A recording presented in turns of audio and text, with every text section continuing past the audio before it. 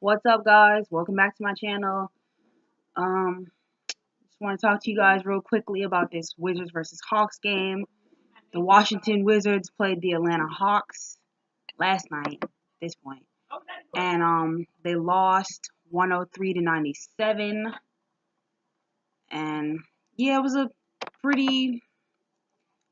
They lost to a tanking Hawks team. It's a pretty pointless loss at this point in the season. They're still doing that whole we're playing down to our competition type thing. It's like at this point it's like, when do you realize that you're not really playing down to your competition, that you're just a disrespectful team, disrespecting other professional NBA teams. So they lost to a tanking Hawks team, and like, you lost to a team that didn't even want to win. They're a tanking they're a tanking team, and you lost to a team that didn't even want to win. So, the offense was pretty, like the ball movement was pretty stagnant tonight. Gortat led them with 4 assists.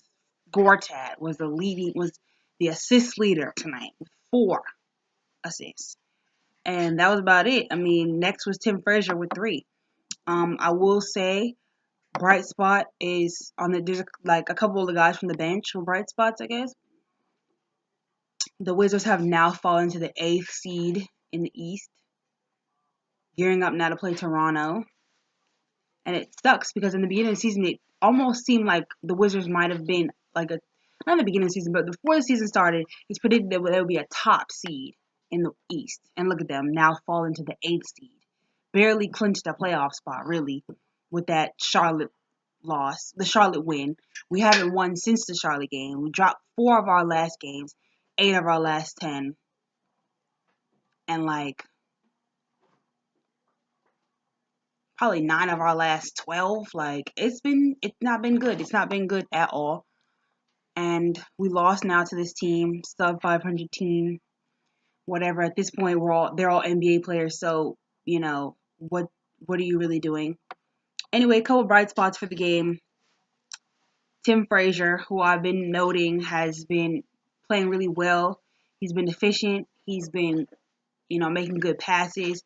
He runs the floor. He's fast. He pushes the pace. He plays really strong defense. You always know he's going to come out there and play hungry, and he's going to make something happen within his first few minutes on the floor. He's always going to make something happen. He's been a bright spot for them throughout this time period. Jason Smith as well. But back to Tim Frazier, I'll say, like, he sacrifices his body a lot. Like, he plays really hard, really strong defense. I feel like his size is actually an advantage because he's just big enough to, like, really go out there and do what he wants to do, but he's still small enough to move fast, and people can't really catch him. He rebounds really strong as well for somebody that's that small. Anyway, another bright spot for the team. Jason Smith played. He was efficient. He came in, and I just feel like he scored 6 points in like 8 minutes, and they were like back to back to back. I feel like Scott Brooks really has been mismanaging the minutes of the team, because guys like Jason Smith, who played really well last year. Like, you cannot deny what he did last year and how he really earned a spot in the rotation last year. And for him to basically play like 15 games this whole season, I don't even know how many games he's played this whole season, but it hasn't been a lot. It's been like 30 or less. And he hasn't gotten extended minutes, really. He hasn't gotten a good run. And for him to play that small amount of minutes after how he earned a spot last year, I feel like that's disrespectful. You should have found minutes for him, especially with Keith being out early in the season. Speaking of Keith, Keith was ejected from the game. He got two quick tees, like boom, boom. Like, he got teed up, then he got boom, ejected, like bam. He didn't even care. It's like his ejection was so fast. He literally got a tee. Okay, you see that you got a tee. Cool, you got a tee. Now, what do you do? Now, what do? You sit there and you get it. You get ejected. He basically just said the magic words and got ejected. It's almost like he didn't want to be there. He he apologized afterward and said he felt bad, but clearly you didn't want to be there if that's all it took. And it wasn't nothing big that happened that got you ejected. They got you a T in the first place. You need to be at that point in the season where you're able to control your emotions. There's no reason why you shouldn't be able to control your emotions at this point in the season. Anyway, The Wizards played an awful game. They should not have sat here and lost to these people. Scott Brooks needs to get his life together because at this point, well, it's been his fault, but he's been not managing minutes well. Also, another thing I want to say is I feel like Devin Robinson should have played tonight. I feel like Tim Frazier should have got more minutes. I feel like Jody Meeks should have got more minutes. I feel like Bradley Beal should not have played as much as he did. He played over 40 minutes and 26 seconds. Um, he should not have played as much minutes as he did. He played tonight. He played well. He scored 32 points, but it wasn't like, oh, he was out there just going hard, going crazy. He wasn't playing super great defense. He was just out there just playing, just shooting. He's a shooter. He's a scorer. So, of course, his shots are going to go in. Of course, he's going to be able to score. It was an easy night for him. So, I like that he didn't have to overexert himself, but I didn't like that he was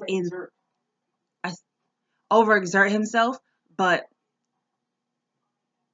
I didn't like the fact that he was even playing as many minutes as he was, or that we were down 11 points. We were down 11 points to a tanking Hawks team in the second quarter, or we were down 13, or why we had to keep battling back and fighting back, or that Bradley Beal had to come in with 9 minutes left in the fourth. Like, what was the purpose of that? I had to rewind. Like, wait, wasn't that just Jody Meeks right there? Like, it wasn't necessary. It shouldn't have been. It shouldn't have gotten to that point for us. Anyway, Atlanta Hawks. They played hard. They played strong. They're of course playing for their contracts. They're playing for their lives right now. They're at a point where they're playing for NBA contracts. They're playing for their careers. Um, of course, we have guys like John Collins who came in, dropped 10 points, 10 rebounds, 5 assists in 31 minutes. He continued to show his athleticism and his hunger, his potential that he has to be really great. So that was good to see. We had Taurean Prince, who gave us a lot of problems last year in the playoffs, dropped 23 points, 5 assists, 4 rebounds, and he was the player of the game. They gave him the player of the game at the end.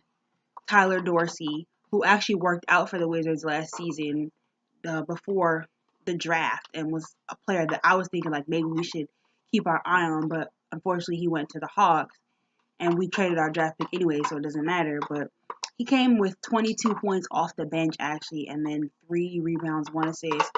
Damian Lee, another one of the players that came in from the G League and got his 10-day got 2 10-day contracts, and then as a end of the season contract. So 11 points, 3 assists, 6 rebounds for him. Mike Muscala, 7 points. Antonius Cleveland with 3. Isaiah Taylor had a really good game. 10 points, 4 assists, 1 rebound. DeAndre Bramby with 5. The Hawks basically, I mean, I'm not going to talk too much about them. You know what they can do. They played hungry. They played like a team that wanted this because they're playing for their careers. They're playing for a job. They're playing for a job. They're playing for, a name in this league. So they really play like they wanted to be there, like they wanted to win. The Wizards didn't play like they wanted to win. They played like they didn't care. They played like, oh, we already clinched the playoff seed. At this point, it's just like, what can you really say? No defense still being played the last few games of the season. This is practice for the playoffs. You need to practice playing your best basketball, no matter who it's against. Just disrespecting other teams, like I said, disrespecting other teams, saying like, oh, well, I just want to play against playoff teams, and I just want to play against. Like, I understand that you're injured and so you can't really play that much, but just saying like, oh, no disrespect to anybody else, but I just want to play against contenders. That's how you've been playing the whole season, so it doesn't matter if you're injured or not, or just coming off injury. That's how you've been playing. Sickening team. Scott Brooks had a lot to say about them, but at the end of the day, part of it is his fault because he does not like punish these guys for what they do. He lets them run the show.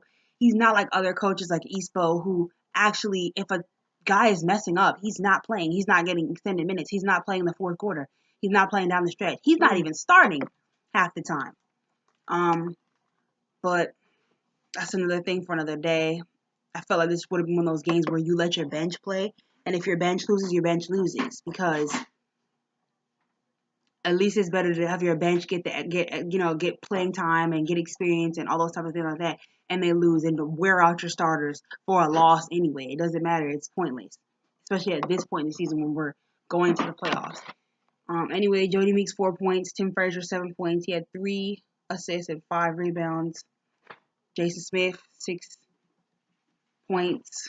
Marcin Gortat played for 39 minutes. He only had 6 points. He had 4 assists though and 11 rebounds. And I understand he's a stronger rebounder than Jason Smith, but I feel like the minutes should have been divided more evenly between the two of them, especially if he's only going to produce the same amount of points in way more time on the floor. Bradley Beal played way too many minutes. He played the most minutes out of anybody. Otto Porter, 10 points, 7 rebounds, 2 assists. He was efficient, but it doesn't even matter at this point. Thomas Satoransky, 8 points. Kelly Oubre Jr., 13 points. And it was nice to see that he kind of was getting back into a little bit of a rhythm. And he was getting out of that slump. He had he had made 3 3-pointers or 3 of his shots, whatever. He hasn't really been making any shots.